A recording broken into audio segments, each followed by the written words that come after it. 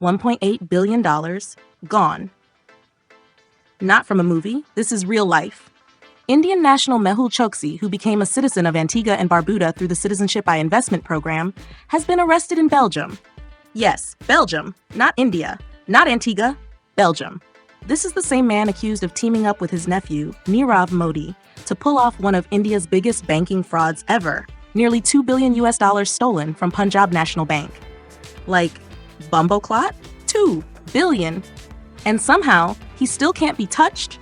After fleeing in 2018 and securing an Antiguan passport, India's been chasing him for 7 years. And just when it seemed like he'd slipped through the cracks, boom, Belgium puts him in cuffs. But hold up. His lawyer says he's sick, not a flight risk, and did nothing wrong in Belgium. Okay, bro, but what about the missing billions? Meanwhile, Prime Minister Gaston Brown once said, you can't just send someone back to their birth country, not while they hold another citizenship. So what now? Is Antigua still legally tangled in this?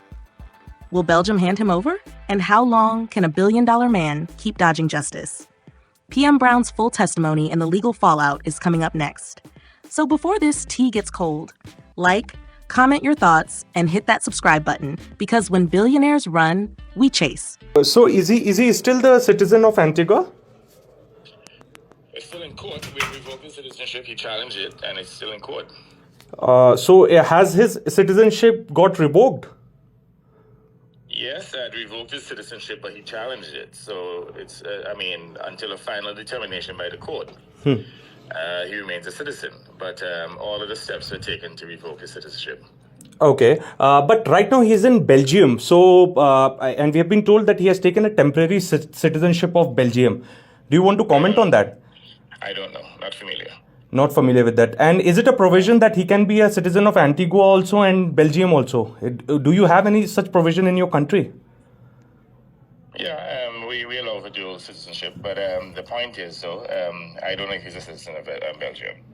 Okay. At that point in time, you were in support of extraditing him, but he couldn't get extradited because of the health grounds and the allegations that he made on the Indian government. Was there any one approaching from the Indian government later, to your government, perhaps to extradite him? Was there any such request? There are two prongs here. In fact, we have revoked his citizenship, and we have also taken steps to extradite him. Again, the problem is subject to due process. The matter is in court. Okay. So when did he leave Antigua? Do you have any details with you? No, I don't have the slightest clue. Do not know. Okay, don't know.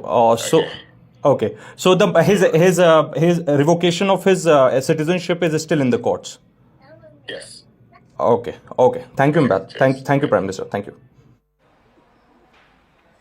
Siddhant Mishra now joins us live. Siddhant, that's a very important voice that you've managed to access for us. Do tell us what you make of that brief conversation with the Prime Minister of Antigua. That's the island nation where Mehul Choksi had been for the longest time, had been escaping the Indian law. Indian agencies were trying to extradite him on a regular basis, following up with each of his movements. But it's interesting when the Prime Minister of Antigua says that we revoked his citizenship, but he challenged it, and so the matter is still with the courts. Well, that's right. In fact, last time around, when India had a chance, or India was close to getting him extradited, was in Antigua and Dominica. So it was at a time when Mehul Choksi was trying to flee Dominica and go to Cuba, and he was arrested by Dominican authorities. At that point in time, there was court proceedings which took place in the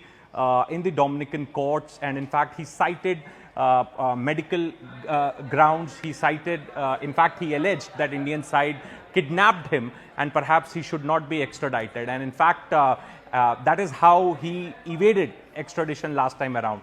This time again, Indian side is close to get him extradited. In fact, he has been placed under the arrest in Belgium on the request of the Indian government. In fact, we have also been told that his legal team is going to file an appeal in next 48 hours.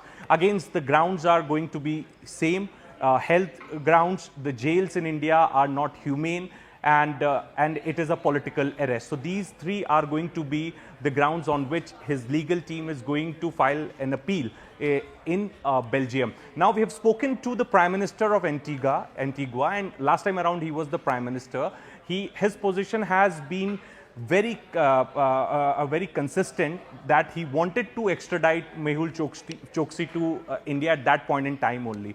And on the request of Indian government, he had then ordered revocation of his citizenship. But at the government level, his citizenship was revoked.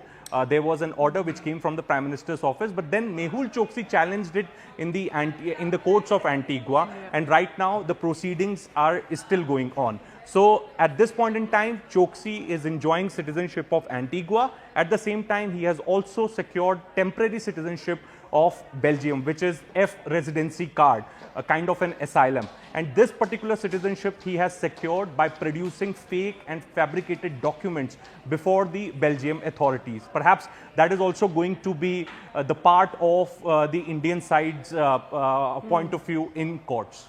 On average, what is the value of the diamonds that you source from DTC? We have on an annual basis? On an annual basis, we have about, we do about 70-80 million dollar of rough that we source from DTC.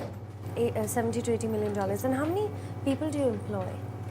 We have totally in the cutting part, we have totally all across the country about 2,700 people. Right. And out of which about 1,100 are in this factory. In this factory, that's correct. Alone. What portion of the diamonds that you've cut and polished go into your brands, and how much is sold wholesale? After polishing everything, probably 20% of these diamonds are going into brands. What about the other 80%? Other 80% we still sell it in wholesale in the market.